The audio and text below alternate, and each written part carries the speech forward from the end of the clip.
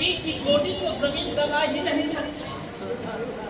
اب نبی زندہ اس کا مطلب تم یہاں سے تم پڑھو ہم پڑھیں گے جو بھی پڑھے گا مصطفیٰ جانتے ہیں. بولو نا سبحان اللہ. مصطفیٰ جانتے ہیں اور میرے آقا مصطفیٰ زندہ بھی ہے. فالنبی اللہ حی یرزق, اللہ کے نبی زندہ ہے. ترمذی شریف یرزق ان کو رزق دیا جاتا ہے. سبحان اللہ بولو. اب جن کا نبی مر گیا وہ اس دن سوگ منائے, اور جن کا نبی زندہ ہے وہ اس دن تو جشن منائیں گے, خوشی منائیں گے. بات سمجھ میں نہیں آ رہی؟ ہاں جی کیا ہوگا پسینہ ہو گیا.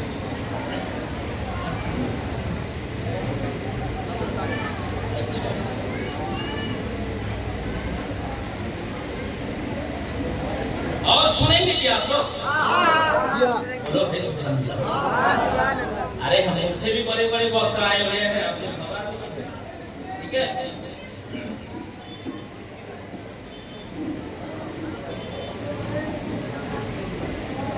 اچھا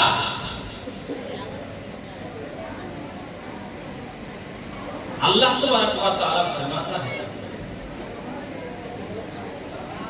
کیا فرماتا ہے؟ وما ارسلناک الا رحمۃ للعالمین. اور ہم نے اور আমরা তোমাকে পাঠাইনি কিন্তু সারা জগতের রহমত বানিয়ে. ہم نے آپ کو بھیجا نہیں مگر ساری دنیا کے لیے رحمت بنا کر. بولو اچھا اللہ ایک ہے کہ دو؟ ایک. اب سنو, ارسل ارسل ارسل ارسلت ارسلت ارسلنا ارسلتا ارسلت و ارسلت ارسلت ارسلت و ارسلتنا ارسلت ارسلنا. کتنا ہوا؟ 14 ہوا نہیں ہوا؟ حضرت تو پڑھے ہوئی ہے مطلب ہو گئے نہیں ہوں گے 14 ہی ہے. ٹھیک ہے نا, 14 ہوئے کہ نہیں ہوئے, لیکن 13ویں نمبر پر آیا تھا کیا؟ ارسلتو. اور 14ویں نمبر پر آیا ارسلنا. ارسلتا کو معنی ہے میں نے بھیجا, ارسلنا کا معنی ہے ہم سب نے بھیجا. اب رب جب یہ کی ہے, اب محبوب کو بھیجا جا رہا ہے تو رب تنہا نہیں بھیج رہا ہے, نہیں تو کہتا ارسلتو کا وما ارسلتو کا الا رحمۃ للعالمین. یہ کہا جانا چاہیے تھا, لیکن رب نے کہا وما ارسلناک, اور ہم لوگوں نے آپ کو نہیں بھیجا. بولو اس کا مطلب یہ ہے کہ جب میرے آقا آمنہ کی لال عبداللہ کے جگر پارے کو دنیا میں بھیجا گیا تو جبریل سے رب نے کہا کہ جبریل میرا محبوب اب دنیا میں جائیں گے, تم ایک کام کرو, جنت میں جا اور جنت سے جھنڈا لے آئے, ایک نہیں 3 جھنڈا لے آئے, اور تینوں جھنڈا لے کر تم سردار بن جانا, آگے آگے چلنا, جلوس لے کے چلنا. مصطفیٰ آگے ہوں گے, مصطفیٰ کا جلوس آسمان سے نیچے جائے گا, مصطفیٰ کے گھر تک جائے گا. جبریل تم جھنڈا لے کر کے رہو گے, اپنی تمہارے پیچھے تمام فرشتے رہیں گے. لکھتے ہیں کہ اللہ کے رسول کا جلوس جب آسمان سے زمین پر اترا تو 70,000 فرشتوں نے حصہ لیا اور 3 جھنڈے لے کر کے آئے. بولو سبحان اللہ. یا رسول اللہ, یا رسول اللہ. اب شروع ہی میں جبریل نے یہ بتا دیا کہ لوگوں ہم لوگ فرشتہ ہیں, رب نے رسول کو ہمارے پاس نہیں بھیجا, محمد رسول اللہ کے ہمارے پاس نہیں بھیجا, لیکن ہماری محبت مصطفیٰ سے یہ ہے کہ ہم لوگ آسمان سے اتر کر کے جلوس لاتے ہیں آمنہ کے گھر میں. تم لوگ زمین میں ہو, رب مصطفیٰ کو تو رب نے تمہارے پاس بھیجا ہے, تم بھی جلوس نکالنا. بولو تم بھی جلوس نکالنا. سمجھ رہے ہیں نا؟ اب حضرت جبریل تو آ گئے، آ کر کے دیکھا تو حضرت عبد المطلب، کون؟ عبد المطلب دادا ہے، ابو طالب چچا ہے۔ عبد المطلب دادا ہے، کعبہ شریف میں تھے، کسی نے کہا کہ اے عبد المطلب، تمہارا بیٹا عبداللہ جو آج سے لگ بھگ 6 مہینہ پہلے انتقال ہو گیا نا، تو وہ تمہارے بیٹے کا بیٹا ہوا ہے، جا کے دیکھو گھر میں آمنہ کی گود میں ایک چاند کا ٹکڑا آیا ہے۔ لیکن ایسا ہے کیا؟ عبداللہ کو دیکھنے کا تو دل بہت چاہتا تھا، بے قرار تھا، اب میرا پوتا آیا ہے۔ کعبہ کو چھوڑا، دوڑتے ہوئے گھر آیا، دیکھا تو ایک طرف ادھر ایک فرشتہ، ادھر ایک فرشتہ ہاتھ میں تلوار لیے ہوئے ہے اور کہہ رہے ہیں کہ عبد المطلب پوتا تیرا ہے، لیکن ٹھہر جا، ابھی آسمان سے جلوس آیا ہے، جتنے فرشتے آئے تمام کے تمام مصطفیٰ کا دیدار جب تک نہیں کرتے تمہیں اپنا پوتا دیکھنے کا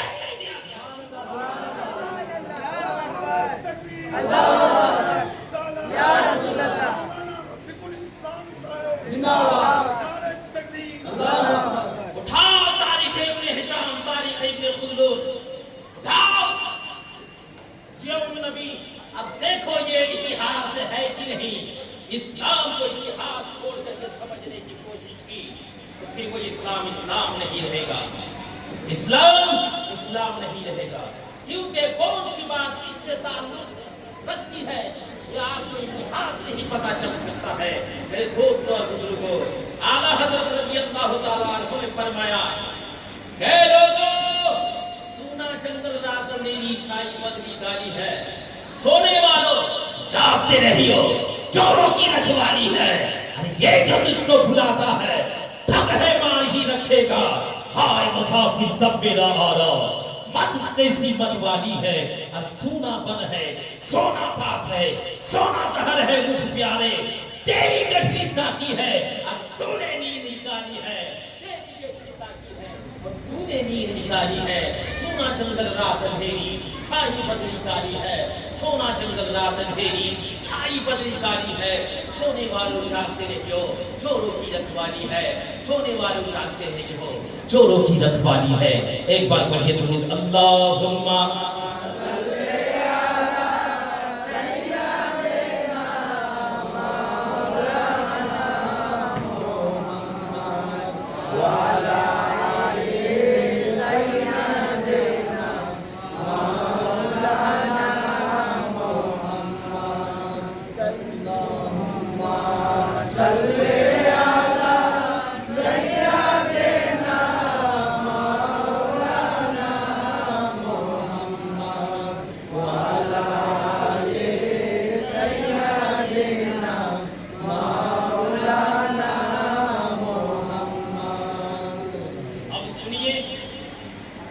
بخاری شریف کی حدیث نمبر 1736، یاد رہے گی نا؟ 1736 نمبر حدیث پاک۔ وعن ابن عمر رضی اللہ تعالی عنہ قال نہا رسول اللہ صلی اللہ تعالی علیہ وسلم عن الوصال فقالوا یا رسول اللہ انك انت تواصل قال رسول الله صلى الله تعالى عليه وسلم لست مثلكم او لست كمثلكم اي ايكم مثلي اللہ اللہ انی ادعم واسقى متفق علیہ۔ سبحان اللہ سبحان اللہ۔ بخاری شریف کی حدیث پاک ہے، حضرت عبداللہ حضرت ابن عمر رضی اللہ تعالیٰ عنہ فرماتے ہیں کہ آمنہ کے لال عبداللہ کے جگر پارے جناب محمد رسول اللہ نے صوم وصال سے منع فرمایا۔ صوم وصال کہتے ہیں کنٹینیو روزہ رکھنا، رات کو بھی نہ کھانا، دن کو بھی نہ کھانا، رات کو بھی بھوکا رہے، دن کو بھی بھوکا رہے، پیاسا رہے، کنٹینیو روزہ رکھے۔ صحابہ نے جب رسول پاک کو دیکھا کہ آپ میرے آقا جناب محمد رسول اللہ دن کو بھی نہیں کھاتے، رات کو بھی نہیں کھاتے، کنٹینیو فاسٹنگ کر رہے ہیں, کنٹینیو روزہ رکھ رہے ہیں. اللہ اللہ, صحابہ نے بھی روزہ رکھنا شروع کیا, افطار نہیں کرتے تھے. رات ہو گئی, رات ختم ہو گئی, صبح ہو گئی, دن گزر گیا, پھر دن آ گیا, پھر رات آئی, پھر دن آیا, افطار نہیں کرتے تھے. رسول پاک نے ملاحظہ کیا, صحابہ لاغر ہو رہے تھے, صحابہ کمزور ہو رہے تھے, صحابہ کی کمر ٹوٹی جا رہی تھی. مصطفیٰ نے فرمایا, اے صحابہ سنو, تم سب میں مثال نہ رکھو, لستو کا مثلکم, ہم تمہاری نہیں طرح نہیں ہے. ایککم مثلی, اے ابو بکر بتا, اے عثمان بتا, اے عمر بتا, اے علی بتا, اے زبیر تو بھی بول, اے طلحہ تو بھی بتا, اے سعد بن وقاص تو بھی بتا. صحابہ کی محفل ہے, رسول پوچھ رہے ہیں, ایککم مثلی, ایککم مثلی, بتاؤ تو صحیح تم میں سے کون ہے جو میری طرح ہو. میری طرح تم میں جب کوئی نہیں, میں کنٹینیو روزہ رکھتا ہوں, میرے لیے جائز ہے, لیکن تمہارے لیے سب میں مثال جائز نہیں. اب بتاؤ, محفل صحابہ کرام کی ہے حضرت, محفل ہے صحابہ کرام کی. اب سوال ہے مصطفیٰ کا, کیا سوال ہے؟ سوال ہے کہ بتاؤ تم میں سے کون ہے جو میری طرح ہے. اب صحابہ, حضرت عمر بھی جانتے تھے کہ قرآن میں آیا ہے قل انما انا بشر مثلکم. عثمان بھی جانتے تھے قل انما انا بشر مثلکم. عمر بھی جانتے تھے قل انما انا بشر مثلکم. حضرت علی باب العلم بھی جانتے تھے قل انما انا بشر مثلکم. ارے حضرت طلحہ بھی جانتے تھے, حضرت امیر معاویہ بھی جانتے تھے, سعد بن وقاص بھی جانتے تھے. تمام صحابہ قرآن کے حافظ جانتے تھے کہ قرآن نے کہا قل انما انا بشر مثلکم. محبوبہ آپ کہہ دیجئے, میں نہیں کر سکتا. میں کہہ دوں گا تو دلیل بن جائے گی کہ رب نے خود اپنے محبوب کو ہماری طرح کہا ہے. آپ اپنی زبان سے کہیں, آپ کہہ دیجئے کہ میں تمہاری طرح بشر ہوں. سب جانتے تھے. اب مصطفیٰ کہ صحابہ جانتے ہوئے بھی مصطفیٰ سوال کر رہے, بتاؤ اب تم میں سے کون میری طرح. کسی کی جرات نہیں بنی, کسی کی جرات نہیں بنی, اور کسی کی ہمت نہیں ہوئی کہ مصطفیٰ سے کہے کہ مصطفیٰ قرآن میں تو آیا ہے قل انما انا بشر مثلکم, کہ محبوب فرما دے کہ ہم آپ کی طرح ہے. تو میں کہتا ہوں کہ ہم آپ کی طرح ہے. کسی صحابہ نے کہا.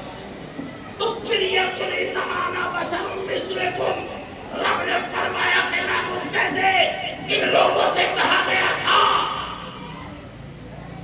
جب کافر لوگ کفار مکہ مصطفیٰ کو طرح طرح کے سوال کر کے پریشان کرتے تھے, تو مصطفیٰ سے رب نے کہا کہ محبوب یہ لوگ آپ کو پریشان کرتے ہیں اور کہتے ہیں کہ ہماری طرح بشر ہے, یہ نبی کیسے ہوگا. تو آپ اپنی زبان سے ان لوگوں کو کہی دیجئے کہ ہاں ہاں میں تمہاری طرح بشر ہوں. تو پتا چلا کہ نبی کو اپنی طرح بشر کہنا یہ مومنوں کا نہیں, یہ کافروں کا طریقہ ہے, کافروں کا طریقہ ہے. لاؤ شان نزول اٹھاؤ, تم بھی قرآن ہم بھی پڑھتے ہیں, اٹھاؤ تفسیر دیکھتے ہیں کس کو کتنا مطلب پتا ہے, معلوم ہے, اور کس کی ماں نے ڈبے کا دودھ پلایا رہا, کس کی ماں نے اور اوریجنل دودھ پلایا تھے. پتا ہے ہم ڈبے کا دودھ پی کے نہیں مانوس ہوئے ہیں, ماں کا دودھ پی کے مانوس ہوئے, سمجھے نہیں. اور ماں کی دودھ میں وہ طاقت ہے, وہ طاقت رب نے بخشی ہے کہ دماغ بھی تر و تازہ رہتا ہے, گوشت بھی تر و تازہ رہتا ہے. اور ڈبے کا دودھ پی کر کے وہ انگریز کی طرح دماغ ڈبے کا بن جاتا ہے. بنتا نہیں بنتا. ارے بولو نا بھائی.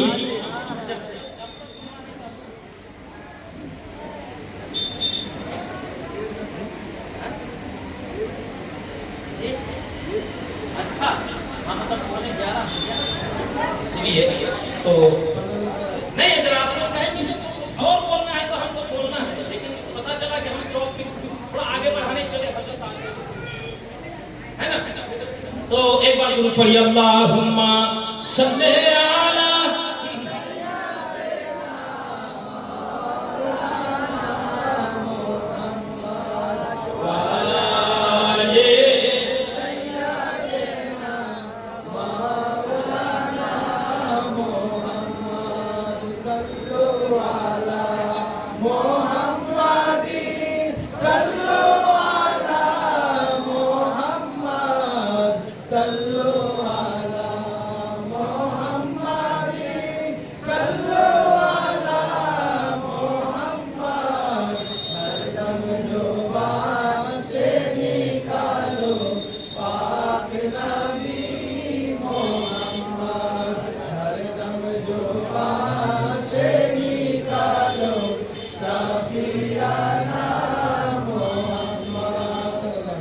سنیے، اب میں آپ کو بدعت کے چیپٹر میں تھوڑی سی نالج آپ کو میں دے دیتا ہوں بدعت کے بارے میں کہ بدعت کیا ہے۔ بدعت البدعت ما لم یوجد فی عہد النبی صلی اللہ تعالی علیہ وسلم ویخالف السنہ ویخالف السنہ۔ بدعت وہ ہے جو نبی پاک کے زمانے میں نہ ہو اور سنت کی مخالفت کرے، اور سنت کی مخالفت کرے یعنی سنت سے ٹکرا جائے۔ مثلا وضو سے پہلے بسم اللہ پڑھنا کیا ہے؟ سنت ہے۔ اب بسم اللہ کی جگہ پر کوئی بسم اللہ نہ پڑھے، درود پڑھے، تو یہ سنت سے ٹکرا گیا کہ نہیں گیا؟ تو یہ بدعت ہو جائے گا۔ یہ کیا ہوگا؟ یہ کیا ہوگا؟ بدعت ہوگا۔ لیکن اگر وضو کرنے سے پہلے کوئی بسم اللہ پڑھنے سے بھی پہلے کیا کر لے؟ درود پڑھ لے۔ بسم اللہ پڑھنے سے بھی پہلے درود پڑھ لیا، اور درود پڑھنے کے بعد اس نے بسم اللہ پڑھا اور پھر وضو کیا، تو الحمدللہ یہ بدعت نہیں ہوگی۔ لیکن اگر بسم اللہ نہیں پڑھا اور وضو سے پہلے درود پڑھ کے شروع کر دیا تو یہ بدعت ہے۔ کیوں؟ اس لیے کہ اس کی وجہ سے ایک سنت اٹھ گئی، اس کی وجہ سے ایک سنت اٹھ گئی۔ اب لوگوں سنو، ایک بدعت ہے بدعت حسنہ اور ایک بدعت ہے بدعت قبیحہ۔ ایک ہے جوہر بدعت اور ایک ہے بہترین بدعت۔ ایک کی ہے بھالو بدعت اور ایک کی ہے خراب بدعت۔ بات سمجھ میں آ رہی ہے نا؟ اب بھالو بدعت کے اندر مسجد کو پکا بنانا، اگرچہ نبی پاک صلی اللہ علیہ وسلم کے زمانے میں حرام تھا، پکا نہیں بنا سکتے تھے، لیکن اب اگر پکا نہیں بنائیں گے تو پھر مسجد کی عزت باقی نہیں رہے گی، اس لیے اب پکا بنانا ضروری ہے۔ اس وقت حرام کا افضل ہے۔ بس سمجھ میں آ رہی ہے؟ پہلے پکا مکان بنانا جائز نہیں تھا، لیکن اب جائز ہے۔ بات سمجھ میں آ رہی نا؟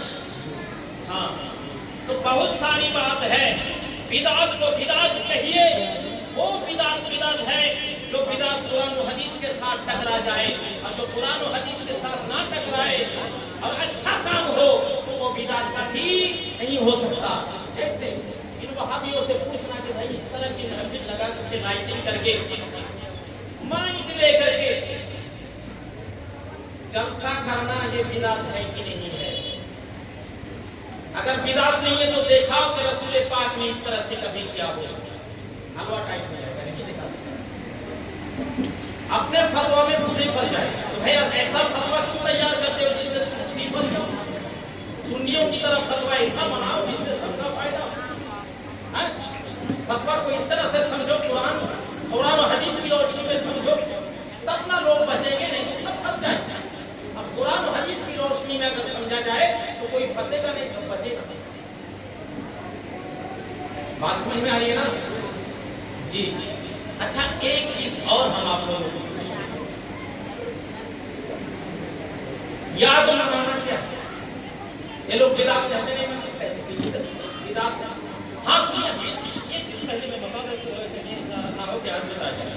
برتھ ڈے منانا جائز ہے، لیکن کیک کاٹ کے برتھ ڈے منانا جائز ہے، کیونکہ کیک کاٹنا یہ انگریزوں کا طریقہ ہے، غیر مسلمانوں کا طریقہ ہے۔ اس لیے کیک کاٹنا اور اس میں برتھ ڈے کا گانا بجانا، میوزک لگانا، یہ سب حرام ہے، چلے گا نہیں۔ برتھ ڈے آپ منائیے، روزہ رکھ کے منائیے، قرآن پڑھ کے منائیے، منا سمجھے؟ منا سمجھے؟ ایک کام کریے، خوشی مطلب شکرانہ طور پر کہ اللہ نے آج کے دن ہم کو پیدا کیا تھا، اللہ کا شکر ہے، چلو ہم دوبارہ قرآن پڑھیں۔ چلیے روزہ رکھ لیتے ہیں، چلو جو قریب مسکین کو کھلا دیتے ہیں، چلو تھوڑا گھر میں فاتحہ کر کے حمام کو کھلا دیتے ہیں، ماشاءاللہ بہتر، کوئی دقت نہیں ہے، اس طرح سے آپ منا سکتے ہیں، لیکن ایک آدھ کے برتھڈے نہیں منا سکتے، یہ بھی یاد رکھیے گا، شریعت کے دائرے میں رہنا چاہیے، شریعت سے باہر جائیے گا نہیں ہوگا۔ مزار زیارت کرنا کیا جائز ہے؟ کہ مزار میں سجدہ کرنا جائز ہے؟ مزار کو چومنا جائز ہے؟ مزار کو چومنا بھی جائز نہیں اور مزار کو سجدہ کرنا بھی جائز نہیں۔ زیارت کرنا کار ثواب ہے، اس کو زیارت کریں گے نیکی ملے گی، قبر کو چومیے گا گناہ ہوگا، قبر کو سجدہ کرے گا گناہ ہوگا، اور قبر کو اگر خدا سمجھ کر کے سجدہ کرے گا کافر ہے، اور اگر ولی سمجھ کر کے تعظیم کی نیت سے سجدہ کرے تو یہ حرام ہے۔ یہ بھی آپ کو بس سمجھ میں آنے نہیں آ رہی؟ تو آپ مزار جائیں، زیارت کیجئے، سنت ہے، سجدہ کرے تو بدعت۔ تو ان وہابیوں کو یہ بھی نہیں سمجھ میں آتا ہے کہ مزار ہی بدعت ہے، لوگ اس کو توڑ دو۔ بنگلہ دیش میں توڑنا شروع،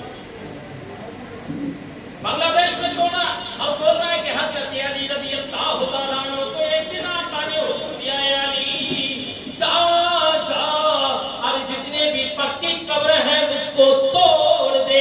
حضرت علی گئے اور تمام قبروں کو توڑ توڑ کے برابر کر دیا۔ بولو نا، یہ حدیث پاک کیا ہے؟